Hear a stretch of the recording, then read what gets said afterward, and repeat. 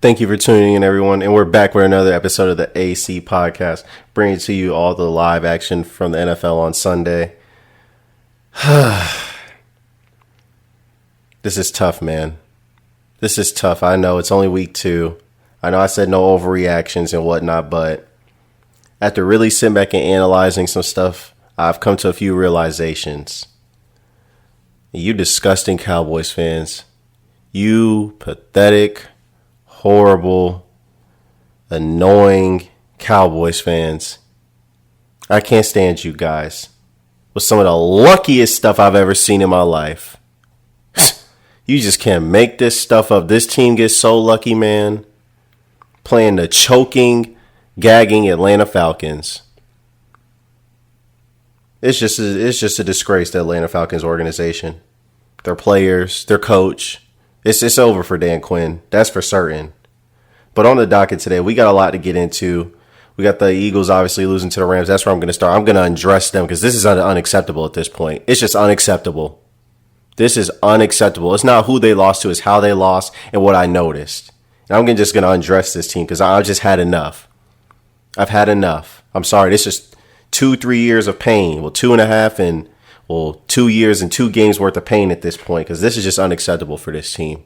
I'm sorry. It just is. Got them on the docket. Got the Steelers defeating the Broncos narrowly. I got a question about Gardner Minshew, so I'm going to get to a fan question. I also got the lucky Cowboys and their sorry victory on the docket. And then I'm going to talk about Kyler Murray and the Arizona Cardinals and what I see from them because I was wrong about them. So I'm going to get into that too because I admit when I'm wrong. But let me just start with these Philadelphia Eagles, man. Let me start with these suckers, man. These sorry Philadelphia Eagles, man. Losing to the Rams 37-19. Another disappointing performance by Carson Wentz, my quarterback, who I said was a top 5 quarterback on the very first episode of this season of the AC podcast. I've held him to a high standard. And since I hold him to a high standard, I'm sorry. I have to be critical. I've been a defender of Carson Wentz. I've defended his play. I defended his injuries. I defended everything about him. But this is unacceptable, these first 2 games. This is just flat out ridiculous. I don't know what quarterback I'm watching. But it's not Carson Wentz. It has to be someone else parading around Philadelphia, the streets of Philadelphia as Carson Wentz, because I don't know who this is. This guy's a joke right now. I'm just looking at the Philadelphia Eagles offense. I'm going to get to them, but I got to get on Carson Wentz first. Just 26 of 43, 242, no touchdowns passed, 2 interceptions, a critical interception on the 21-yard line when we were getting ready to score on the Rams and potentially take the lead. You just can't make that throw to Arcega-Whiteside. You just can't do it. It's just a bad play. It swung momentum. The Eagles had all the momentum coming back down from 21-3 because they got off slow because Miles Sanders fumbled the ball in the first possession of the game. Eagles were playing from behind the whole game. And Carson Wentz, they finally got back into the game. They forced a fumble on a kick on a punt at the end of the second quarter. Got it to within 21-16. And what happened? Eagles got a stop on the opening possession of the third quarter because the Rams got the ball first. And Carson was driving the Eagles down the field. Running game, passing game was working beautifully. Doug was calling up a great play, some great plays. And then Carson went through an interception. And then from there, it was effectively over. I didn't believe it was over, but it effectively ended right there.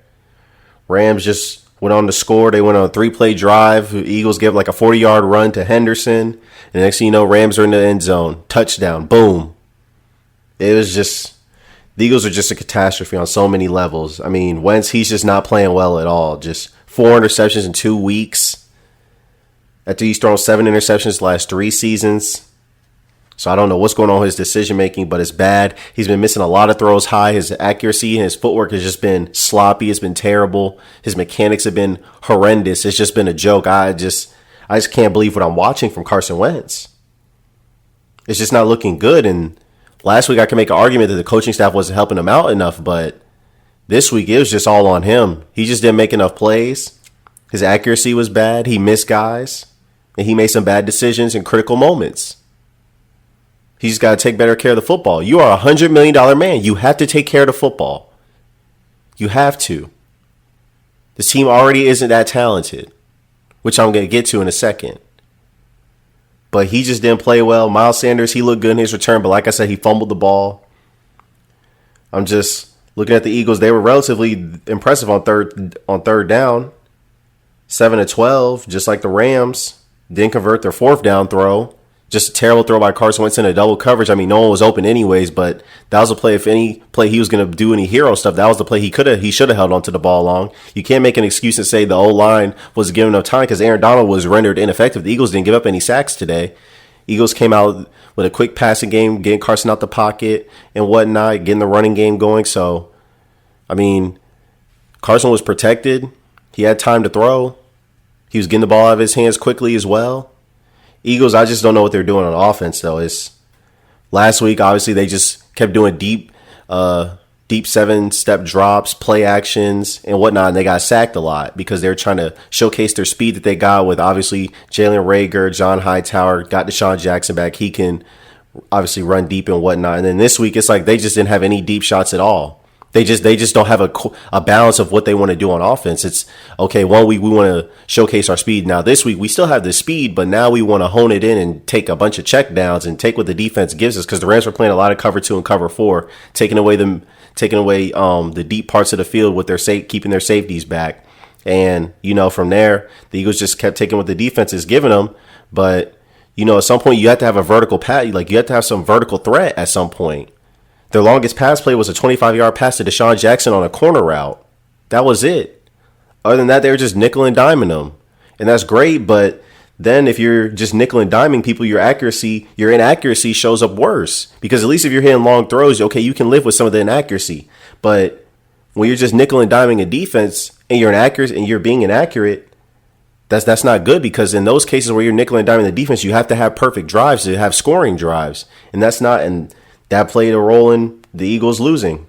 So, it just was a disappointing effort. Don't even get me started on, Jalen Ramsey. He just locked down their side of the field. There's nothing else to say. He only got 2 targets the whole day. I'm not even surprised. He's the best corner in the league, but obviously he gave up no catches, so nothing even to talk about there. J.J. Arcega-Whiteside, a second-round disappointment. I'm tired of talking about him, but in 11 out of the 19 games he's played, he's gone without a catch. A second-round pick from 2019. What a waste of a pick. You had DK Metcalf. You could have got Hollywood Brown in the first round. Instead, you drafted Andre Dillard, who's not playing anymore. I mean, I don't know what's going on with this talent evaluation, but it's just horrendous. Drafted a guy from the Pac-12. Who drafts wide receivers from the Pac-12? Howie Roseman, I guess. But I'm going to get to him in a second. I'm saving something special for him. Eagles, man. I'm just looking at what's going on. It's a catastrophe. The city of brotherly love. I'm glad there were no fans at this game. This was a debacle. This was an embarrassment, a fiasco. This team is atrocious. They're atrocious. I mean, you're just looking at the Eagles in the last 29 games. They're 14-15 with Carson Wentz and Doug Peterson since 2018. This is a 500 football team, like I said. I went with my heart over my head. My head was telling me, Ronnie, this team's not that talented. They're relying on young receivers. Their defense, it has some holes in it. Clearly at the linebacker spot, which I'm going to get to in a second because I'm going to get on the defense. They have all these question marks and, their ceiling is about 11-5. But like I said, they're an 8-8, 9-7 football team. When it comes down to it, this is what the Eagles are.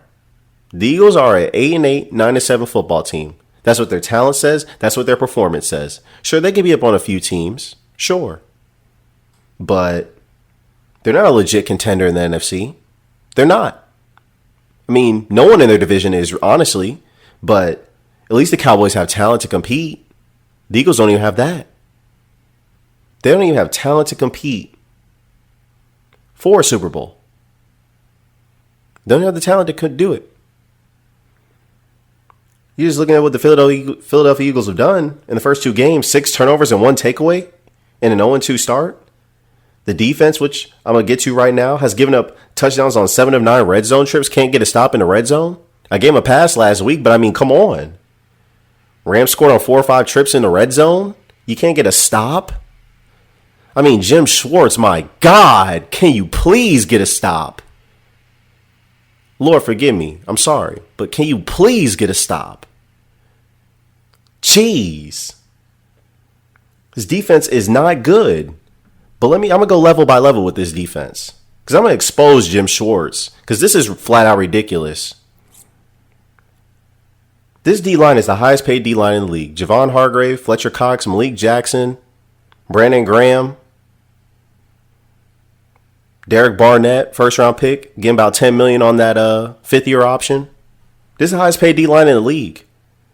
And they sacked Jared Goff one time, and he was not even under pressure. Jared Goff is one of the worst quarterbacks under pressure, and for whatever reason, the Eagles could not get any pressure on him.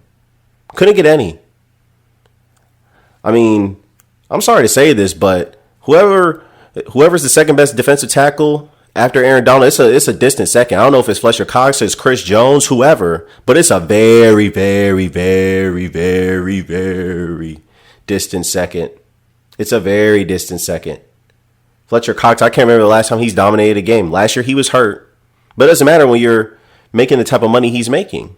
It doesn't matter to me. I don't care. Aaron Donald's getting double teamed all the time. And he doesn't have nearly the amount of edge rush that the Eagles have on the Rams.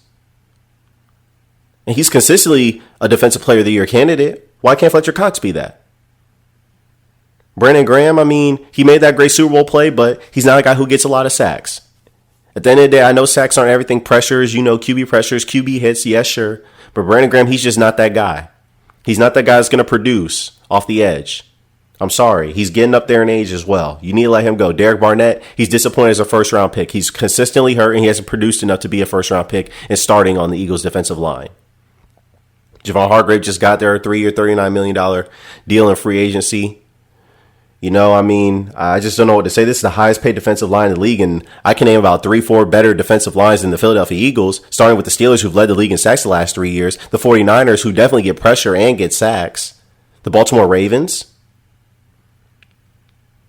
There's a few defensive lines better than the Philadelphia Eagles. This doesn't look like a top 5 defensive line to me. They don't showcase it. So why do we give them praise? I don't care what Pro Football Focus says. What do my eyeballs tell me? My eyeballs don't tell me that this is a good defensive line. It tells me this defensive line looks relatively average and aged. Let me get to these linebackers, man, because this is the worst part of our defense. And I said this on the first episode opening the season, that the Eagles have the worst linebacking core in the league. The worst. The worst. And they got exposed today because they gave up 3 touchdowns to Tyler Higbee. But let me first give some credit to Jared Goff. 28-27 for 267 yards, 3 touchdowns. And then the Rams were running all over you. Just running you roughshod, running you, bulldozing you. Just all over the field. I mean, my goodness. It was just, oh my goodness. 39 rushes, 191 yards, and 2 touchdowns, just running you over. Look like NFL players versus JV players, what they were doing to the Philadelphia Eagles in the trenches. It was ugly. Rams could do whatever they want. They were running it, play action bootlegging it, getting dig routes all over the middle, just killing the Eagles over the middle, man. They were killing them over the middle of the field. And this is what I was worried about with the Philadelphia Eagles. They have no one that can guard the middle of the field. No safeties or linebackers, because Jalen Mills is an atrocity as safety so far. It's an embarrassment. And then when you look at the Eagles linebackers, Nathan Gary just getting scorched by Tyler Higbee, TJ Edwards, Duke Riley. And then you look at our safeties, Jalen Mills, Marcus Epps, and Kayvon Wallace, who's a rookie 4th rounder out of Clemson, who I like, but he's not playing, over Marcus Epps. I mean, give me a break, Jim Schwartz. These dudes are getting exposed over the middle.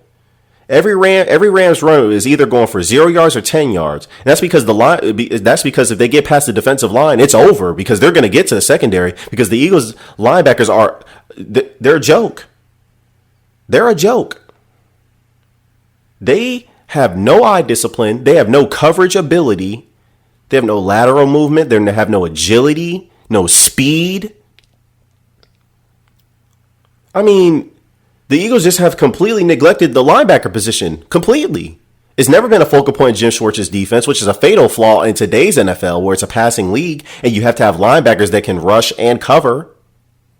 You have to have dudes that can stuff the run and run sideline to sideline and cover in space against tight ends and these running backs. Why do you think Devin Bush went so high with the Pittsburgh Steelers, or Devin White?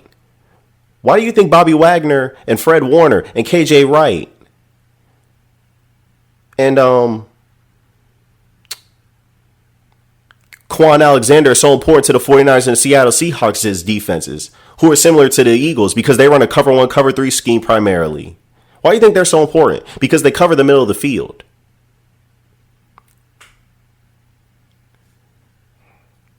The Eagles linebackers, it's just unreal. In their safety position, it's just, why do you think Isaiah Simmons went so high this year? Why do you think Cam Chancellor is so important to the Seattle Seahawks defense? You see all these hybrid safety linebackers getting drafted high. Why do you think that is?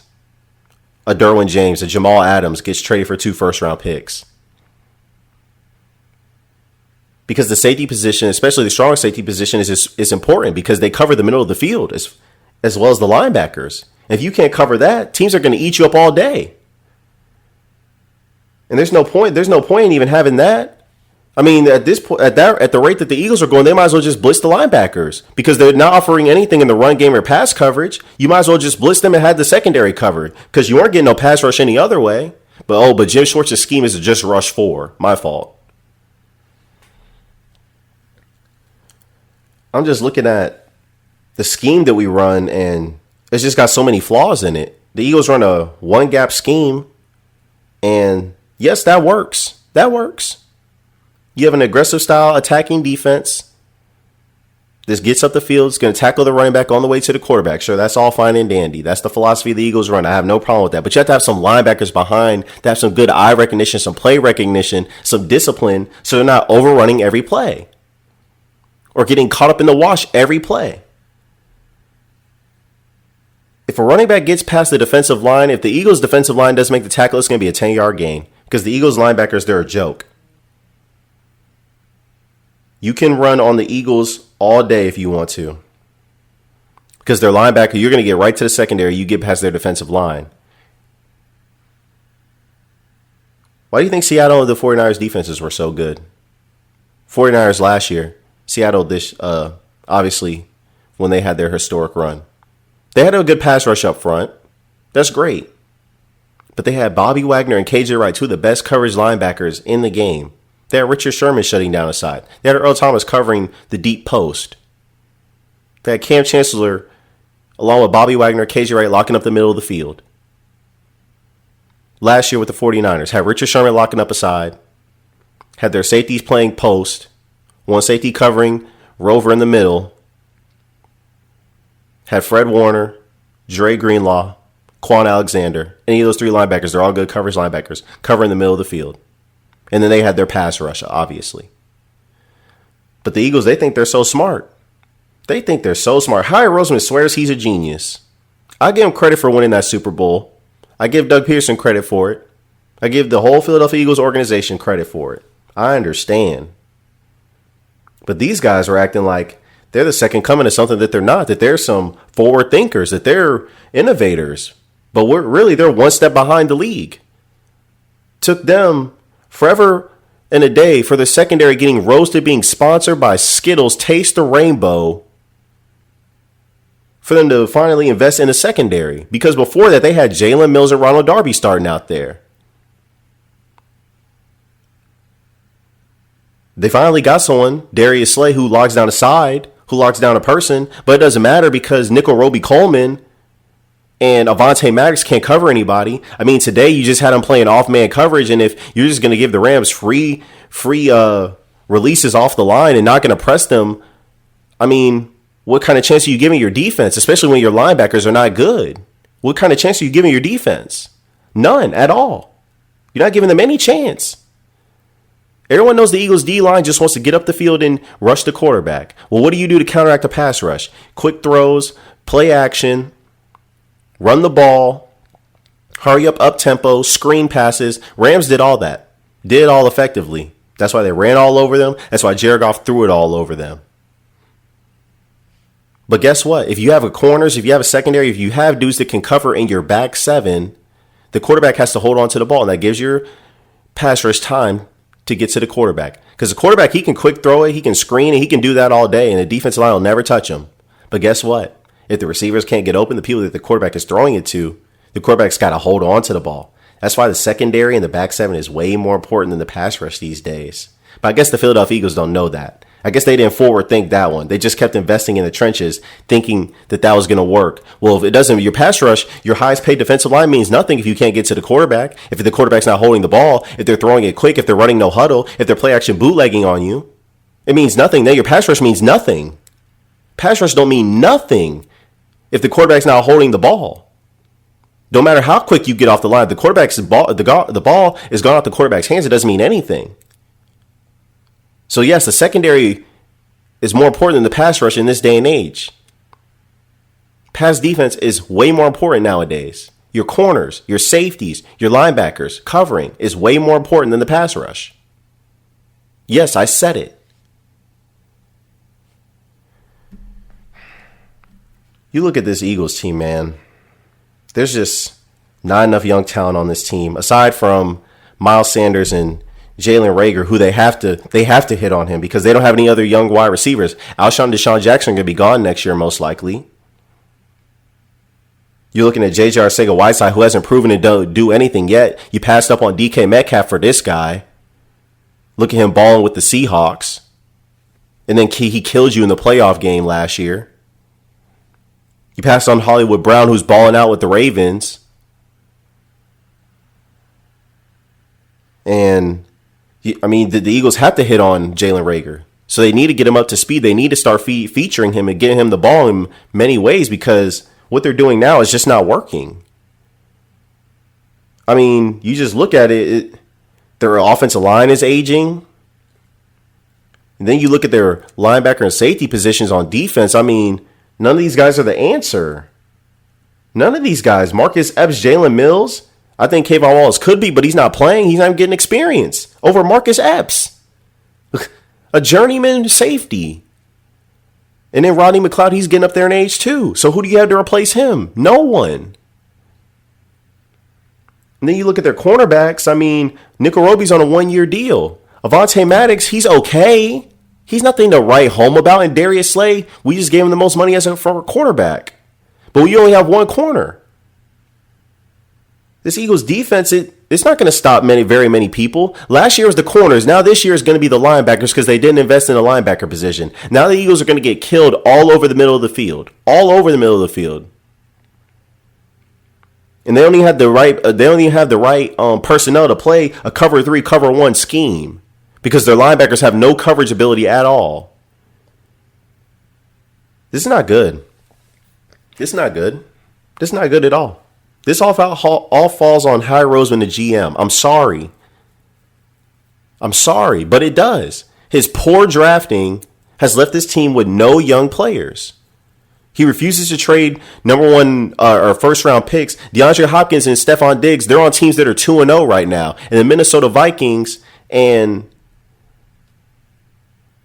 the Houston Texans are 0-2. Funny how that works. You didn't want to trade a 1 for Amari Cooper. You let Dallas outbid you. You want to give up a 2 for Amari. Dallas gave up a 1 and outbid you.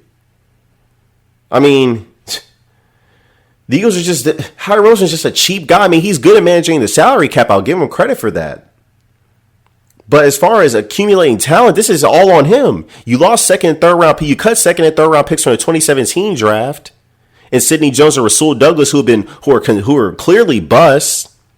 Derek Barnett, he looks more like a bust. I mean, he's not nearly what you drafted him to be as a first round pick as an edge rusher.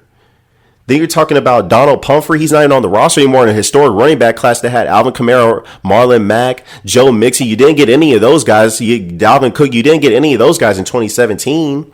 You passed up on DK Metcalf and Hollywood Brown. I mean, I'm just looking at this stuff. You got Elijah Qualls and Sharif Millers, Clayton Thorsons. I mean, come on, man. Howie Roseman, he's just overrated as a GM. I mean, we just got to call it like it is. He's done this team a disservice as far as drafting. This is an embarrassment. This is embarrassing. I get you're not going to hit on every draft pick. I'm not expecting that. But he's got some questionable decisions. I mean, now you have Jalen Hurts, who's a second round pick, which, I mean, I'm sure he's a nice player. He's good, but I was against drafting him because that's not an immediate contributor to the Philadelphia Eagles. You have a second round pick who's not playing, who was inactive last week against the Washington football team, and then this week he plays 3 snaps as a decoy. What were we supposed to do with that? A second round pick, a valuable contributor, and you could have got a safety with that. You could have got another wide receiver, someone that can contribute to this football team. This football team's not that good. They don't have anything that they can rely on when push comes to shove. They have no elite thing that they're good at. This team is not going to be good if they're elite on defense, which is where all their money is. This team's going to be successful if they're good on offense. Right now, Doug Peterson, you put up 17 points and 19 points in 2 weeks. You're averaging 18 points per game. And you're an offensive mind? This is a joke. This is atrocious. You're an offensive mind. You're putting up 18 points. The 1 year the Eagles were elite, they had an elite rushing attack and they had elite quarterback play. And Doug Peterson had an offensive coordinator by his side. Now, Mike Groh, he was not a good offensive mind, which is clearly why the owner stepped in and fired him, which he deserved to be fired. But Doug Peterson, he's got too much control. And so does Jim Schwartz. There's an article on Philly Voice saying that he has more influence in personnel decisions, has more control than a defensive coordinator ever has in an organization. Are you kidding me right now? I mean, the Eagles think they're so smart, but this is not smart. They're going to be a team that's hovering around 7-9, 9-7 for the next few years if they don't get any talent on this roster. And this continues, someone's got to be fired. People are going to have to be fired. I don't care who it is. I'm just saying. I mean, obviously, Howie Rose is not going to get fired because of all the things that he does in the Eagles organization. But clearly, the Eagles need someone that can evaluate talent better because he's just not the guy. He can manage the salary cap good, but he's not the guy as far as talent evaluating. Jim Schwartz, he's not the guy either as far as talent evaluating because he's underinvested in the linebacker position. He hasn't invested enough in the cornerback position as far as talent. And the D-line's aging, and he continues to be loyal to guys like Derek Barnett and Brandon Graham and Fletcher Cox, dudes that are underproducing and getting paid high amounts of money. And now you have problems with the quarterback because now Carson Wentz is struggling. And this just doesn't make any sense to me. How Doug Peterson can win a Super Bowl and maximize Nick Foles, who is not even that talented and couldn't beat out Gardner Minshew or Mitchell Trubisky for quarterback jobs, NFL nomad, but for some odd reason, he can't figure out a way to maximize Carson Wentz's talents and get him to be as successful as he can be. 14-15 in the last 29 games that they've been a tandem since 2018. How can you not maximize your quarterback when you have a talented quarterback? I mean, when are we going to start looking at Doug Peterson and his coaching ability? Because there's obviously some disconnect between him and Carson Wentz. If he can elevate Nick Foles' level of play to win a Super Bowl and win 3 games in the playoffs, but for some reason he can't elevate the play of Carson Wentz. This just doesn't make any sense to me. That doesn't make any sense at all. There's just a lot of stuff, and I don't know how it's going to get cleaned up because the Eagles could be easily looking at a 1-5 start in their first 6 games because after they play the Bungles next week or the Bengals, they might lose that game. I'm not going to put it above the Eagles to lose that game because right now this just doesn't look like a good team at all. But they play the Bengals, then they got the Steelers, the Ravens, and the 49ers. Kyle Shanahan is going to be licking his chops watching the film of the Eagles linebackers because he's just going to kill them over the middle of the field. You got the Ravens and the Steelers who have lethal pass rushers and good quarterbacks. I mean, this is a mess right now. This is a mess. There's no way this team's going 11-5. I'm sorry. I overspoke. I was wrong. But there's no way this team's going 11-5. There's no way.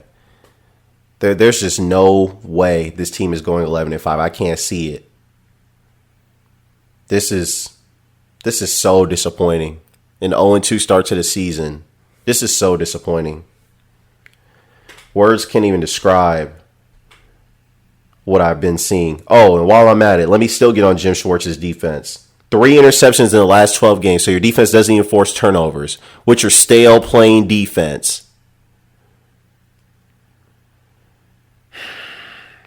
This is unbelievable. Steelers defeat Broncos 26-21. I wasn't impressed by this one, but I'll take an ugly win over a terrible loss, or whatever the saying is. I don't even know at this point. The Eagles just frustrated me so much. But Broncos hung around in this game, obviously. This is a game that the Steelers would normally lose in past years where they let a team hang around and they eventually lose in the fourth quarter. But the defense won this game. Wasn't overly impressed by the defense.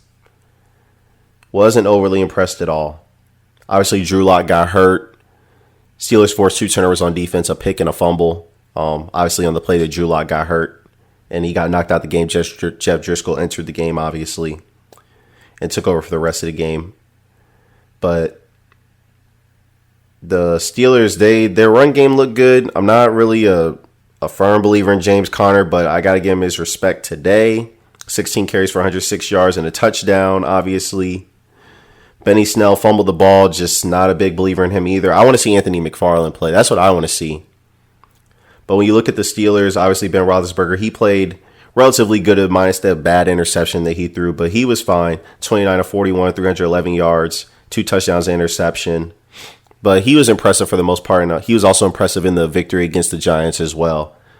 Like I said, Steelers defense forced 2 turnovers, although I wasn't thoroughly impressed by the Steelers D. They let the Broncos offense hang around. We're getting run roughshod over on a few occasions. Gave us some deep plays, too many penalties, 10 penalties for 89 yards, and 6 of them resulted in first downs for the Denver Broncos. That's just unacceptable for the defense. But the defense has 2 weak spots to me. One of them is obviously Vince Williams in sub packages. He's just not a coverage linebacker. He's an old school linebacker who stuffs the run and blitzes, but he's not going to offer you anything in coverage, obviously. So he's a weak spot. I want to see Ulysses Gilbert III get those snaps in the sub package role. But he's one weak spot. Another weak spot is Terrell Edmonds. Because this guy, this is his 3rd season starting. And this guy has not one interception on his resume. Just talk about no ball skills at all. No ball skills at all. I mean, he just frequently it's like he goes dead. It's like his head just goes dead. He just doesn't know his assignment sometimes. He's just running all over the field, just no discipline, no awareness, no ball skills. Tackling is suspect. Just wasn't impressed with what he did, but I like the Steelers offense, though. I like what we bring to the table. Chase Claypool had that long, deep ball touchdown, I believe, for 84 yards. Beautiful ball. I told you, I keep telling you about Chase Claypool. This man's going to be something special. Can't wait till he gets more playing time. Obviously, Juju Smith-Schuster is going to have a resurgence. 7 receptions for 48 yards, but he was a possession guy today. Did what he had to do. Deontay Johnson, I said he's going to be our 1,000-yard receiver this year. 8 receptions for 92 yards. Had too many drops for my liking, obviously, but it is what it is. I still believe in him. And then you got Eric Ebron going to be a steady presence over the middle. But the one thing I have a problem with the Steelers offense is the offensive coordinator. Randy Figner, I just don't trust this guy. He just has untimely play calls, predictable play calls like screen passes and the like. He's just not letting Big Ben throw the ball enough to me. The Steelers aren't going to be successful if they're a running team. It's just not going to happen. They're going to be successful with Big Ben Roethlisberger throwing the ball. I get it. He's still coming off elbow surgery. You want to manage him and whatnot. But this team is only going to reach its peak with Big Ben Roethlisberger throwing the football to these receivers. And he's got plenty of weapons. Like I said, Deontay Johnson, Chase Claypool, Juju Smith-Schuster, James Washington, Eric Ebron. You got James Conner who can catch passes. I want to see what Anthony McFarland can do because I think he's the best running back on this roster. I don't care what James Conner and Benny Snell have done. I think Anthony McFarland is the best running back on this roster if you give him a chance to play. And then obviously you got Jalen Samuels who can catch passes as well if I didn't already say his name. And Vance McDonald as well. So the Steelers got weapons. It's just a matter of letting Big Ben throw this football. So that's that. I mean, the Broncos, I picked them to go to the playoffs, but if Drew Lock's out an extended period of time, that's not looking good for them. But that's that.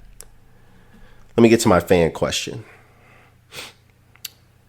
Fan question is, how do you feel about Gardner Minshew after his first game?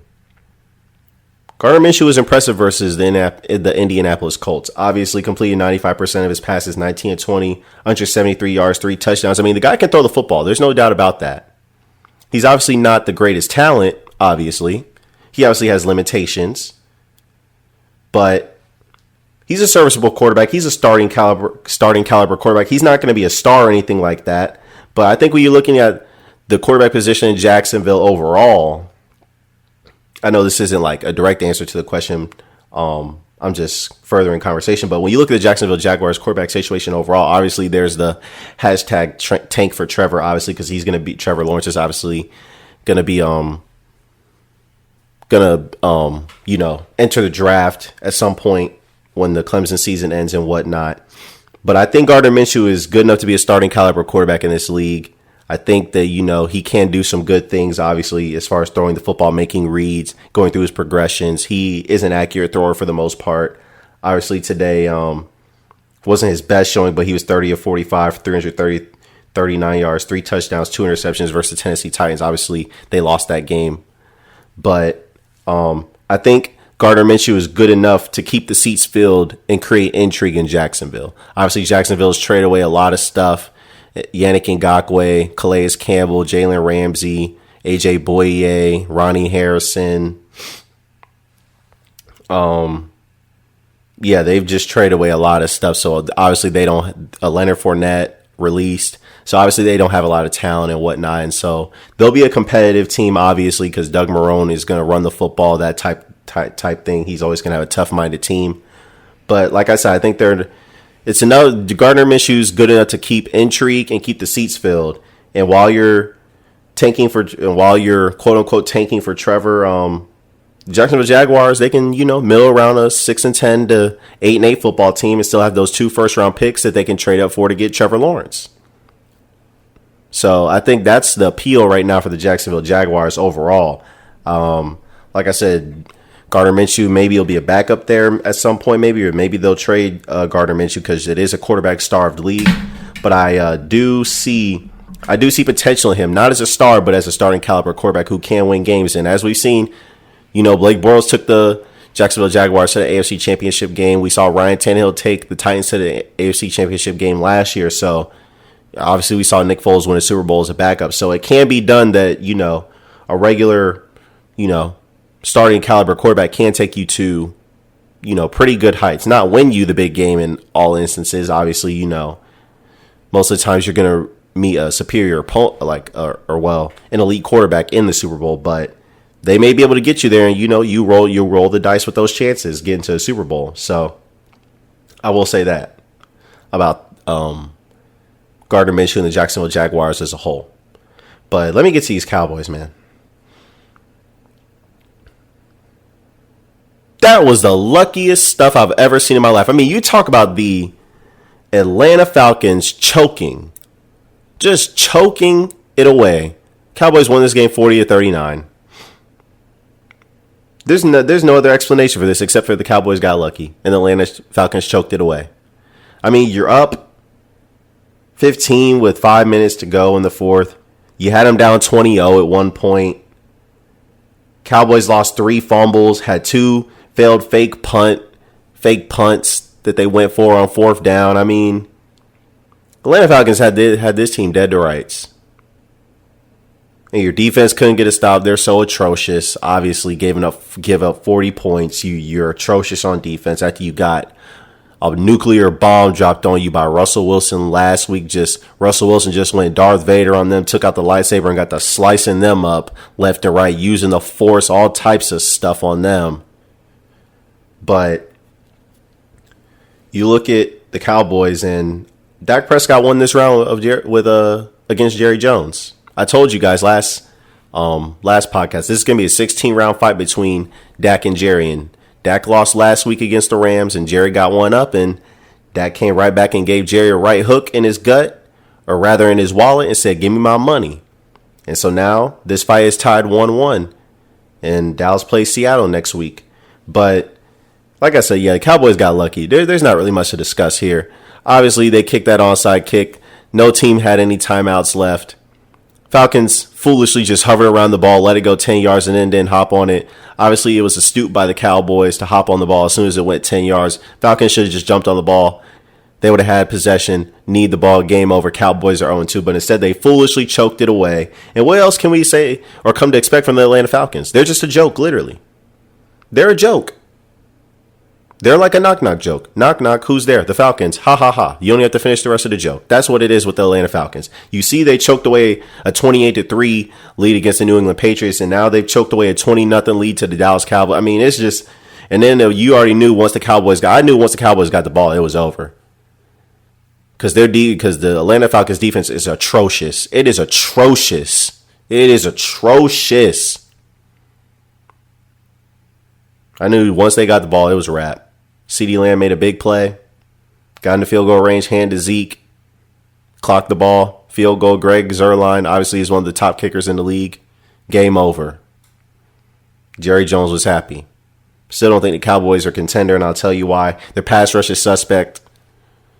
Something going on with DeMarcus Lawrence. He was hurt or whatever, but he was consistently on the sideline, not playing. Obviously not getting enough from your $100 million man, DeMarcus Lawrence. On the other side, I'm still not a big believer in Alden Smith and whoever their defensive tackle spots are. I said it's already questionable. It's suspect. Obviously, you can throw all over this Dallas Cowboys defense. Their secondary is highly suspect, which is why they were down and gave up so many points in the first place. And then you look at the Cowboys starting on offense. I mean, they just get down so big in these games. I mean, you look at last year, they got down big to the Packers, got down to the Eagles, got down to the Patriots. I mean, they just get down so big in these games, and then they have to come back from behind. And the Cowboys aren't a team that's built to come from behind. They're not. They have explosive offensive playmakers, but they're not built to come from behind. They've shown that clearly. So, the Cowboys can't continue to get down big like they did last year to the Packers, the Bills, the Bears, the Eagles, all those teams, because they can get down to teams like the Atlanta Falcons and survive, but get down big to one of these NFC elite teams, because those are the teams you're going to be ultimately competing against when it comes to the playoffs. Don't get down big to one of those teams, because the chapter of the 2020 season will be closed on the Dallas Cowboys real quick. They're not really a contender anyways, because I don't believe in their pass rush, their secondary, anything that they have going on defense. I don't believe in it, especially after today. They still gave up 39 points, but Dak Prescott, he played good, 450 passing yards, 3 rushing touchdowns. He deserves his respect. He won this round with Jerry Jones, so I give him his respect. That's all I have to say about the Cowboys, because I hate you guys.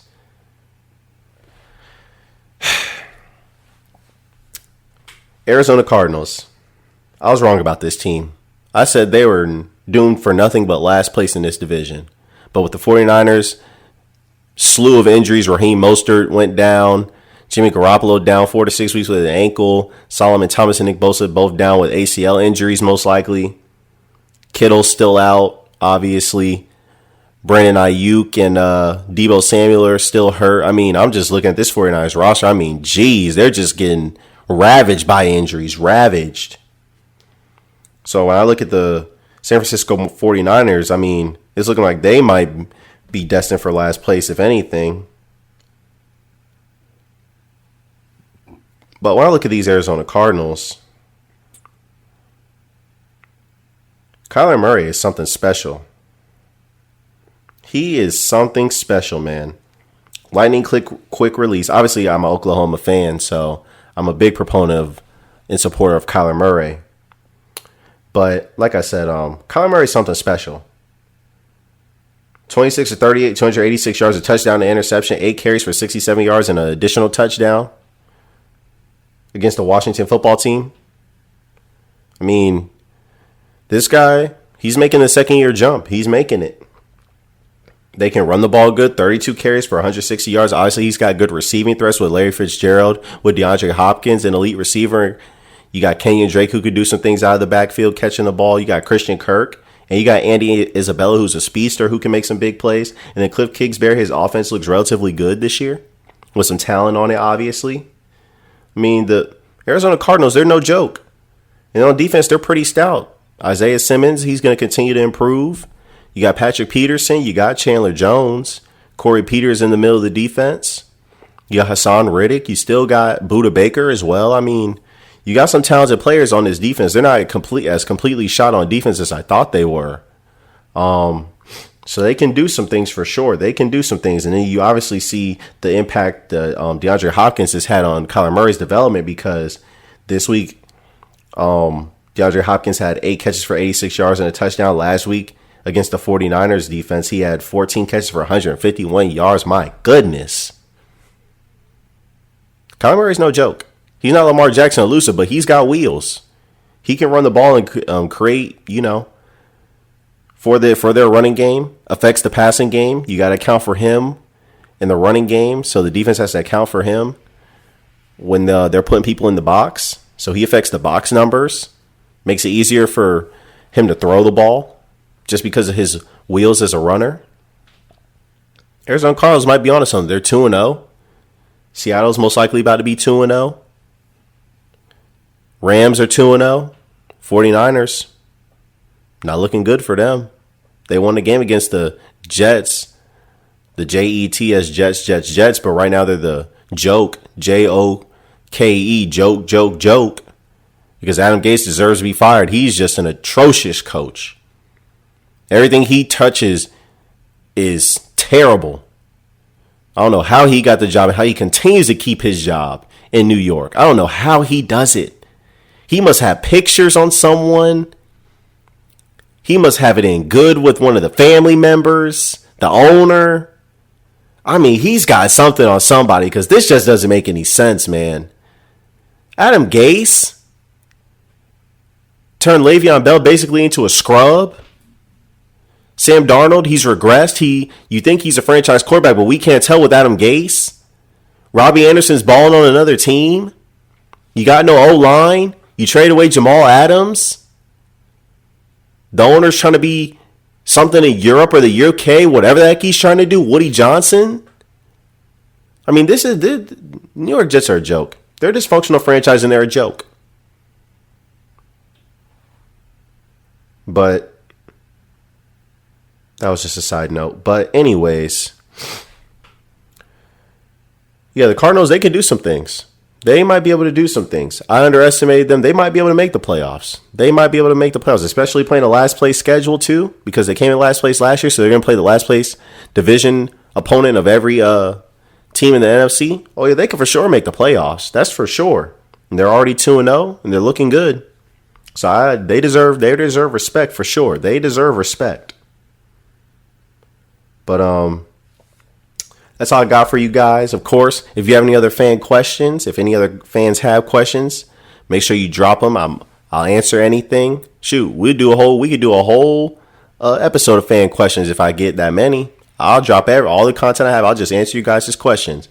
But like I continue to say, like, share, subscribe to the AC podcast. Continue to support. I love all the love you guys are giving me. I love all the questions. I love all the feedback. Anything you guys got to say. It's all helpful for sure, and I will definitely incorporate it. So just let me know what you guys want, and AC will take care of it. But until then, I appreciate you guys for listening. Much love as always. I'm out.